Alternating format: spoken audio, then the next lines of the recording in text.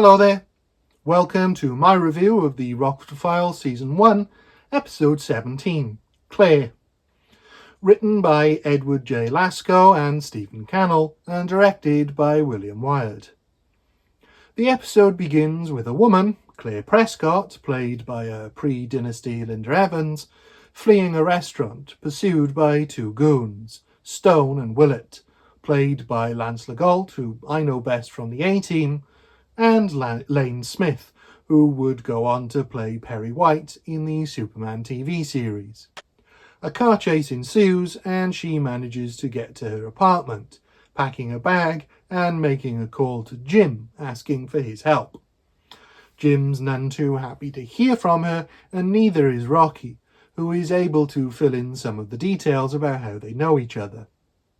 Just when you was beginning to act like maybe you was going to get married, Jeff dropped you like you were on fire. This is a pretty action-packed start that sets up a threat, a client, and her past relationship to Jim, all within the first 10 minutes, thanks to some neat exposition that might come off as clunky were it not expertly delivered by Noah Beery. Jim meets with Claire and she tries to apologise, but he just wants to know what she wants. She wants him to find someone for her, but he wants nothing to do with it, having established she was lying about her life being in danger. Which raises more questions than it answers for the audience, as she goes on to say she's in trouble with a loan shark. He eventually agrees, but is deeply suspicious, so calls Dennis. He asks Dennis to check on Claire and the man she wants him to find for outstanding warrants. Jim, let me run this through computer. Hold on a moment, okay? Which triggers something in Dennis which causes him to lie about checking on them, and then tells Jim that they're both clean. After he's done speaking with Jim, he immediately calls Captain Hyland, played by previous episode director Jackie Cooper, who insists he gets Jim to come in. It's worth noting that Cooper also played Perry White in the Christopher Reeve Superman films, so this episode has a pair of Perrys. In a relatively short amount of time, the intrigue in this episode has gone up several notches, as what began with an old flame in trouble has now come around to everyone lying to Jim about what's going on. It's done in such a simple way too, by giving us just slightly more information than Rockford, but still not enough to be any more clued in as to what this is all about. Jim tries to track down Claire's mystery man, Charlie, and starts at the very bar she was fleeing from at the start. Stone and Willett listening in the whole time. They now follow him, but as it's Jim, it's not long before he notices and another chase ensues. Jim tries to corner them by doing a bootleg turn, differentiated from the J-turns the show would become famous for, as it is a 180 turn going forward rather than going reverse. He blocks the two goons in, but Willett has a gun. Evening. They don't believe the story he feeds them. They really don't believe it. But they do reveal that Charlie Manning is a vice cop. As they attempt to take Rockford to their boss, he turns the tables on them.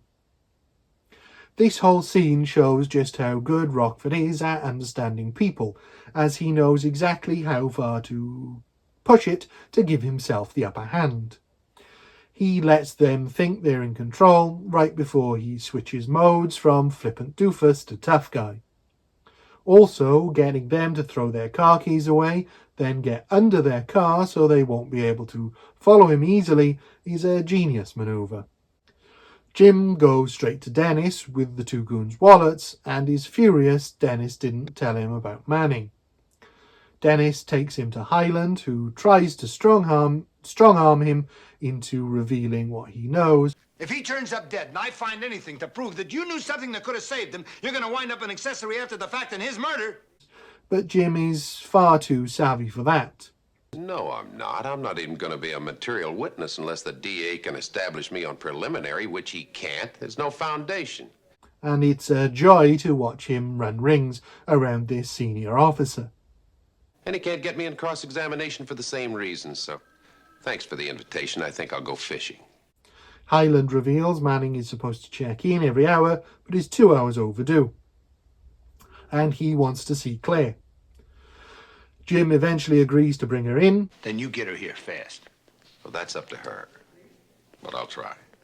Which Highland agrees to, but does try to get Dennis to follow Jim, which doesn't go great.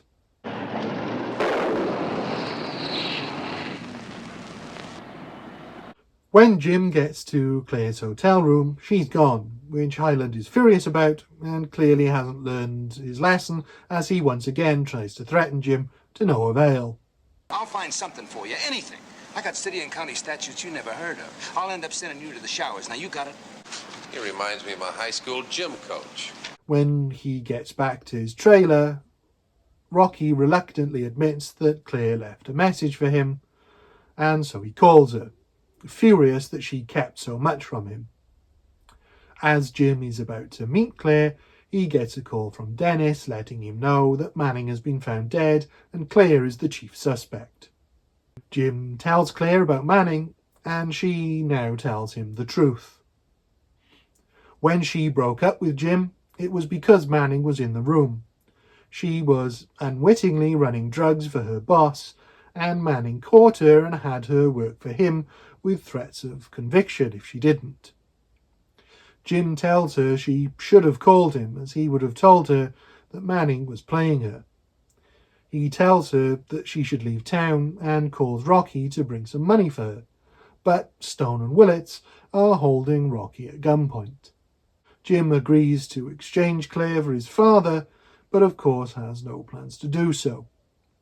He sends Claire on her way, then puts his plan into motion, stealing a shop window mannequin to stand in for Claire, then grabbing Rocky when the two goons notice the dummy. After outwitting them both, he calls the police in, and once again, Highland tries and fails to strong-arm him. You're in some big trouble, Rockford. I don't think so. As Highland screams about wanting to know where Claire is, we see her on a bus leaving town.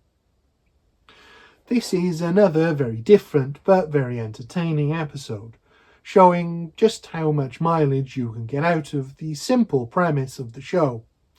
The car chases are short enough that they keep you engaged, and the story is complex enough so that it's entertaining, but not too complex that it's ever confusing. Having Claire be a former lover and very nearly wife of Jim's is a great way to have him stay conflicted, as he clearly has feelings for her, but doesn't want to get hurt again. And we're not sure until the last scene that she isn't conning him, as she is so untrustworthy for most of the episode. The only things that really let this down are that they don't really establish the threat very well beyond the two goons.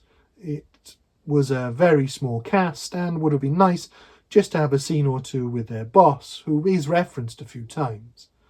We never get a reason as to why exactly they want Claire. She clearly doesn't have anything on them, or she would have gone straight to the police. My other issue is that the stunt work is not that well shot, meaning it's obvious when a stuntman has taken over for one of the actors.